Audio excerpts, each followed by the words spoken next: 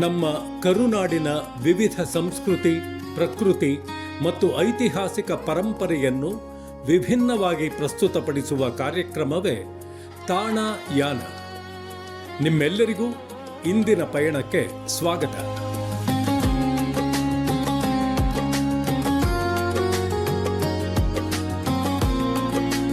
ಕಳೆದ ಸಂಚಿಕೆಯಲ್ಲಿ ದೇವನಹಳ್ಳಿಯ ಕೋಟೆಯಲ್ಲಿ ಸುತ್ತಾಡಿ ರಂಗಸ್ಥಳದ ರಂಗನಾಥನ ದರ್ಶನ ಪಡೆದು ವೀರಾಪುರದ ಪಕ್ಷಿಗಳ ಸೊಬಗನ್ನು ಕಂಡೆವು. ಇಂದು ಕೂಡ ಅದೇ ರೀತಿಯ ಸುಂದರ ಅನುಭವಗಳನ್ನು ನೀಡುವ ಪ್ರವಾಸಿ ತಾಣಗಳ ಕಡೆ ಸಾಗೋಣ.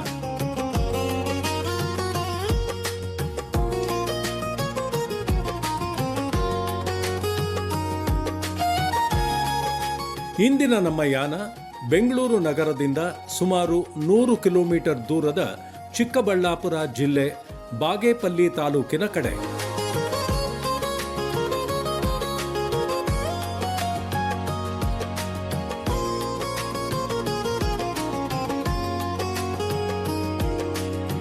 ಶ್ರೀ ಗಡಿದಂ ಕ್ಷೇತ್ರ ಚಿಕ್ಕಬಳ್ಳಾಪುರ ಜಿಲ್ಲೆಯ ಒಂದು ಪುಟ್ಟ ಗ್ರಾಮ. ಗ್ರಾಮ ಚಿಕ್ಕದಾದರೂ ಇಲ್ಲಿನ ಮಹಿಮೆ ದೊಡ್ಡದು. ಇದಕ್ಕೆ ಮುಖ್ಯ ಕಾರಣವೇ ಇಲ್ಲಿನ ಶ್ರೀ ಭೂನೀಳಾ ಸಮೇತ ಗಡಿದಂ ಶ್ರೀ ಲಕ್ಷ್ಮೀ ವೆಂಕಟರಮಣ ಸ್ವಾಮಿ ದೇವಾಲಯ.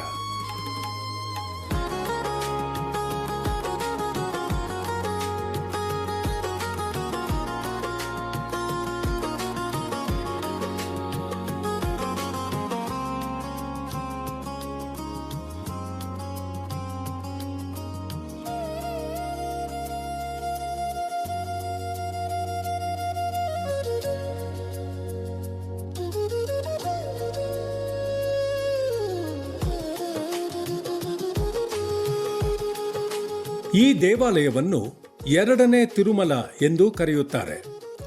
ಸರ್ಪದೋಷ ಹಾಗೂ ವಿವಾಹ ಅಡೆತಡೆಗಳ ಪರಿಹಾರಗಳಿಗಾಗಿ ಇದು ಹೆಸರುವಾಸಿಯಾಗಿದೆ.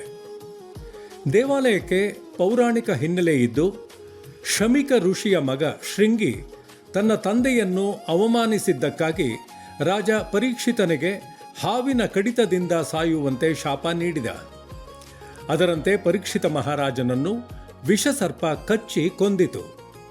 ತನ್ನ ತಂದೆಯ ಶಾಪದ ಬಗ್ಗೆ ಅರಿತ ಪರೀಕ್ಷಿತನ ಮಗ ಜನಮೇಜಯನು ಸರ್ಪಗಳ ಮೇಲೆ ಸಿಟ್ಟಿಗೆದ್ದು ಸರ್ಪನಾಶ ಯಾಗವನ್ನು ಮಾಡುತ್ತಾನೆ. ಇದರಿಂದ ಲೆಕ್ಕವಿಲ್ಲದಷ್ಟು ಹಾವುಗಳು ಸಾವನ್ನಪ್ಪುತ್ತವೆ. ಇದು ನಿಜಕ್ಕೂ ದೊಡ್ಡ ಪಾಪದ ಕೆಲಸವಾಗಿತ್ತು. ಇದರ ಪರಿಣಾಮ ಜನಮೇಜಯನು ಭೀಕರ ಕಾಯಿಲೆಗೆ ತುತ್ತಾಗುತ್ತಾನೆ.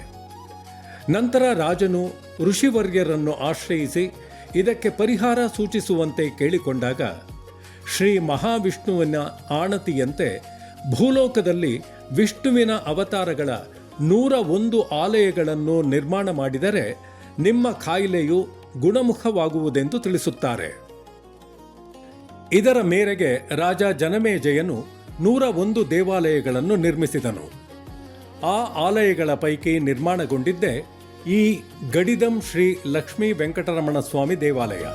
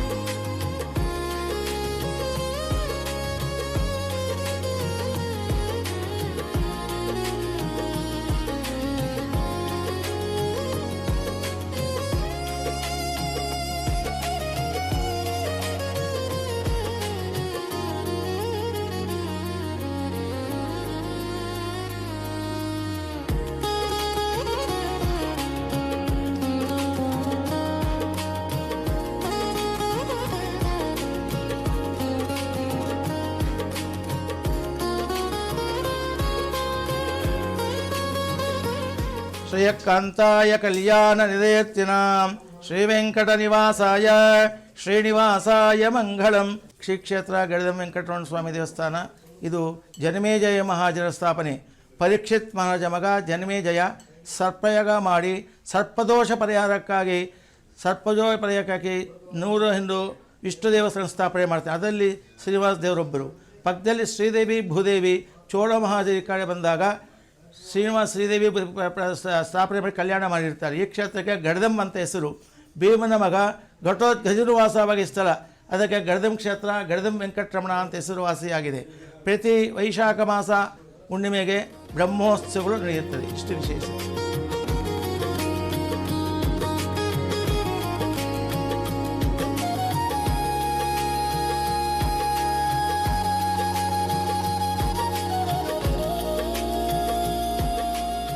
ವಿಜಯನಗರ ಅರಸರು ಪ್ರವಾಸದ ಸಮಯದಲ್ಲಿ ಗಡಿದಂ ದೇವಾಲಯಕ್ಕೆ ಬಂದರು. ದೇವಾಲಯವು ತುಂಬ ಸೀಮಿತವಾಗಿದೆ ಎಂದು ಅವರು ಒಂದು ದೊಡ್ಡ ಪ್ರಾಂಗಣ, 4 ದ್ವಾರಗಳು, ಧ್ವಜಸ್ತಂಭ ಮತ್ತು ಗೋಪುರಗಳನ್ನು ನಿರ್ಮಿಸಿದರು. ಈ ಸಂಗತಿಯು ಆವರಣದ ಶಿಲಾಶಾಸನಗಳಿಂದ ತಿಳಿಯುತ್ತದೆ.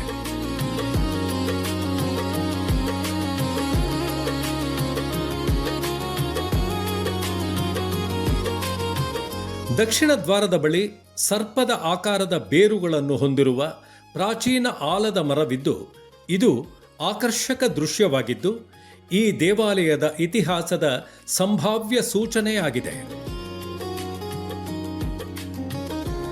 ಪೂರ್ವದ್ವಾರ ಅಥವಾ ಪ್ರವೇಶ ದ್ವಾರವನ್ನು ಹೊಸದಾಗಿ ನಿರ್ಮಿಸಲಾಗಿದೆ ಮತ್ತು ಗೋಪುರವು 108 ಅಡಿ ಎತ್ತರವಾಗಿದೆ. ಇದರ ಮೇಲೆ ಸಂಕೀರ್ಣವಾದ ಕೆತ್ತನೆಗಳಿವೆ ಮತ್ತು ಇದು ನೋಡಲು ಅದ್ಭುತವಾಗಿದೆ. ಈ ಬಾಗಿಲಿನ ಮುಂದೆ ಹನುಮಂತನು ಮುಖ್ಯ ದೇವರ ಕಡೆ ಮುಖ ಮಾಡಿರುವ ಒಂದು ಬೃಹತ್ ಪ್ರತಿಮೆ ಇದೆ. ಬೃಹತ್ ದೇವಾಲಯ ಸಂಕೀರ್ಣವು 7 ಮಾತೃಕೆಯರ ಮೂರ್ತಿಗಳನ್ನು ಸಹ ಹೊಂದಿದೆ.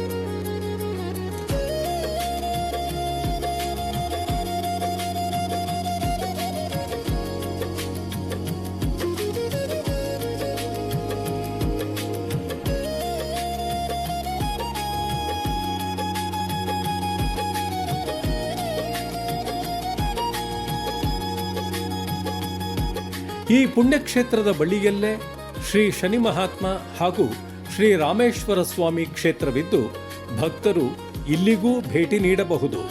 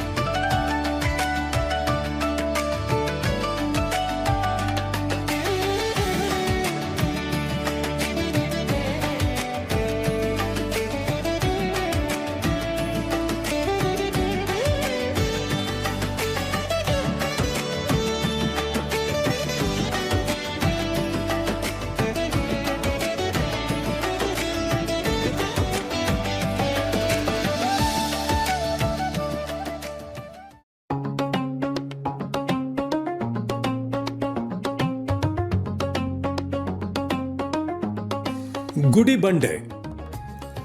ನಮ್ಮ ರಾಜ್ಯದ ರಾಜ ಮಹಾರಾಜರ ಮನೆತನದವರು ವಾಸ್ತುಲೋಕಕ್ಕೆ ತಮ್ಮದೇ ಆದ ಕೊಡುಗೆಗಳನ್ನು ನೀಡಿದ್ದಾರೆ. ಹಲವು ಶಿಲಾ ದೇವಾಲಯಗಳು ನಾಡಿನ ಉದ್ದಗಲಕ್ಕೂ ಇದ್ದು ಈ ಪರಂಪರೆಯನ್ನು ನಂತರದ ಕಾಲದಲ್ಲಿ ಪಾಳೆಗಾರರು ಮುಂದುವರೆಸಿದರು. ಅಂತಹ ದೇವಾಲಯಗಳನ್ನು ಹೊಂದಿರುವ ಊರುಗಳು ಹಲವು ಇದ್ದು ಅವುಗಳಲ್ಲಿ ಚಿಕ್ಕಬಳ್ಳಾಪುರ ಜಿಲ್ಲೆಯ ಗುಡಿಬಂಡೆ ಸಹ ಒಂದು.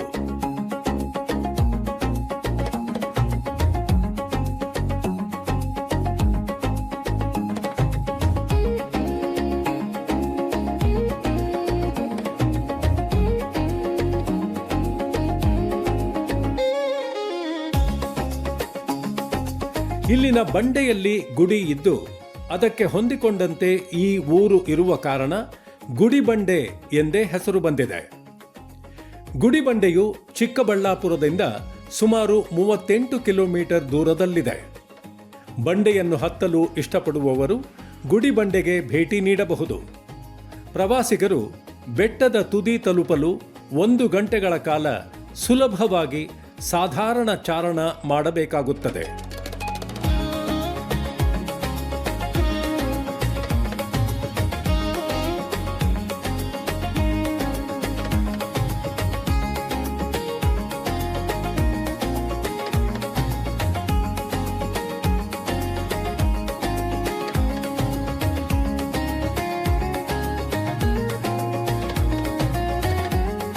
ಇದರ ತುದಿ ತಲುಪಲು ಅಷ್ಟೇನೂ ಕಷ್ಟವಲ್ಲವಾದ್ದರಿಂದ ಕುಟುಂಬದ ಪ್ರತಿಯೊಬ್ಬರೂ ಸುಲಭವಾಗಿ ಹತ್ತಬಹುದು.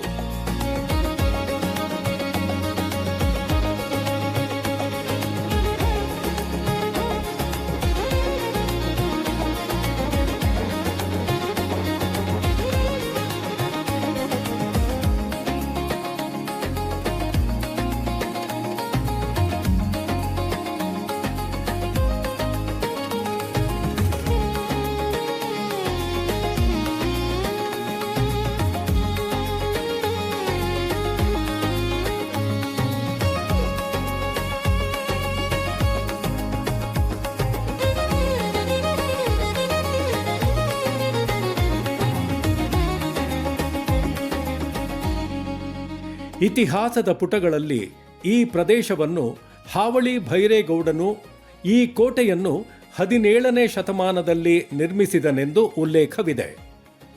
ಇವನು ವಿಜಯನಗರದ ಅರಸರ ತುಳುವ ವಂಶಕ್ಕೆ ಸೇರಿದವನೆಂದು ಹೇಳಲಾಗುತ್ತದೆ. ಈ ಕೋಟೆ ಮಧುಗಿರಿ ಕೋಟೆಯ ಚಿಕ್ಕ ಪ್ರತಿರೂಪದಂತಿದೆ.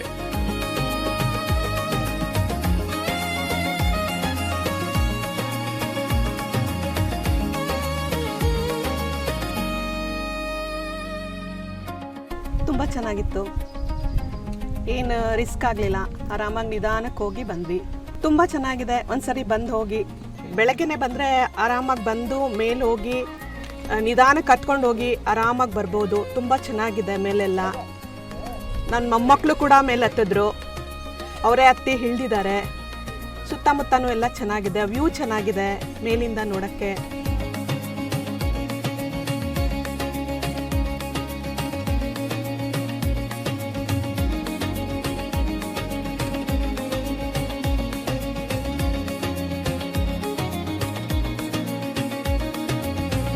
ತುಂಬ ಚೆನ್ನಾಗಿದೆ ಸರ್. ಬರ್ಬೇಕಾದ್ರೆ ನೆಟ್ಟಲ್ಲಿ ನೋಡ್ಕೊಂಬಂದ್ವಿ, ಹೆಂಗಿರುತ್ತೋ ಏನೋ ಅಂತ ಬಂದ್ವಿ. ಹತ್ತಕ್ಕೆ ಸ್ವಲ್ಪ ಕಷ್ಟ ಆಗ್ಬೋದು. ಹತ್ತದ್ಮೇಲಂತೂ ಒಳ್ಳೆ ವಾತಾವರಣ, ಎನ್ವೈರ್ಮೆಂಟು, ಮಕ್ಕಳ ಜೊತೆ ಬಂದರೆ ಒಳ್ಳೆ ಟೈಮ್ ಸ್ಪೆಂಡ್ ಮಾಡ್ಕೊಂಡು ಹೋಗ್ಬೋದು. ಮೇಲೆ ಸೀನರಿ ಚೆನ್ನಾಗಿರುತ್ತೆ. ಸೀನರಿ ಎಲ್ಲ ಚೆನ್ನಾಗಿದೆ.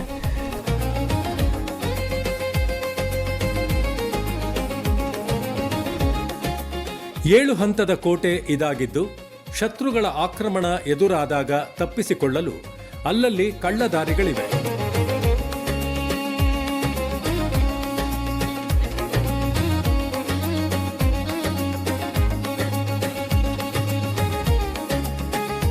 ಕೋಟೆಯ ತುತ್ತ ತುದಿಯಲ್ಲಿ 1699ರಲ್ಲಿ ಹಾವಳಿ ಭೈರೇಗೌಡನು ನಿರ್ಮಿಸಿದ ಶ್ರೀರಾಮೇಶ್ವರ ದೇವಸ್ಥಾನವಿದೆ. ವಿಜಯನಗರೋತ್ತರ ಕಾಲದ ಈ ದೇವಾಲಯ ಗರ್ಭಗುಡಿ, ಅಂತರಾಳ ಹಾಗೂ ಮುಖಮಂಟಪ ಹೊಂದಿದೆ. ಇಲ್ಲಿನ ಕಂಬಗಳಲ್ಲಿನ ಉಬ್ಬು ಶಿಲ್ಪಗಳು ಗಮನ ಸೆಳೆಯುತ್ತದೆ. ಇಲ್ಲಿ ಗಣಪತಿ, ನಂದಿ ಹಾಗೂ ನಾಗರ ಕೆತ್ತನೆಗಳು ಸುಂದರವಾಗಿದೆ.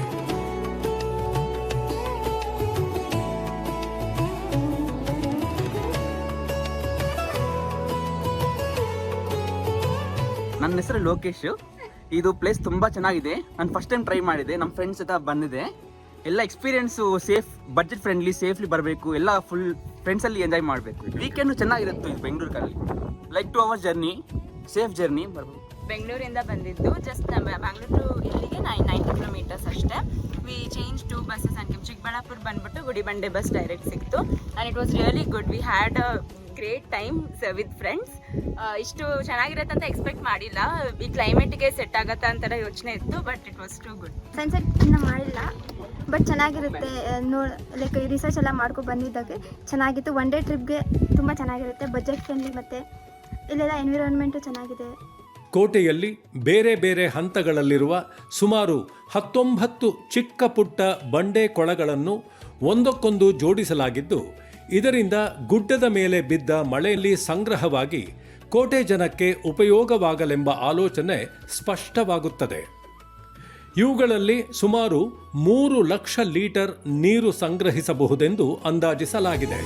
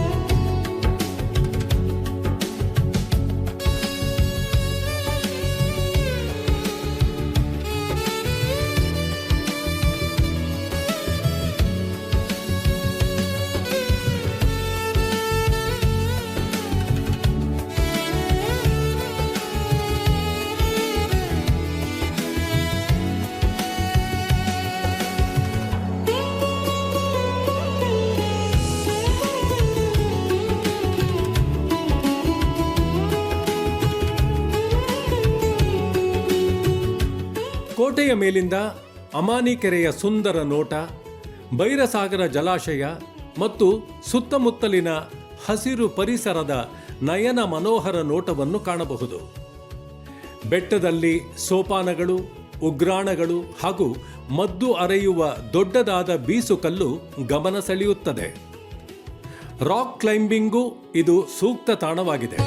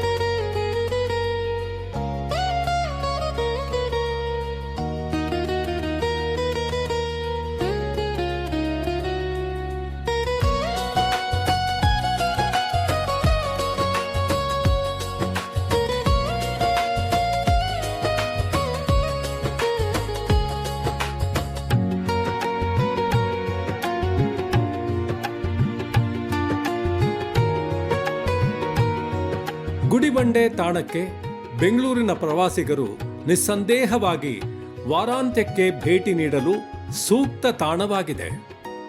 ಮಿಸ್ ಮಾಡದೆ ನೋಡಿ ಬನ್ನಿ.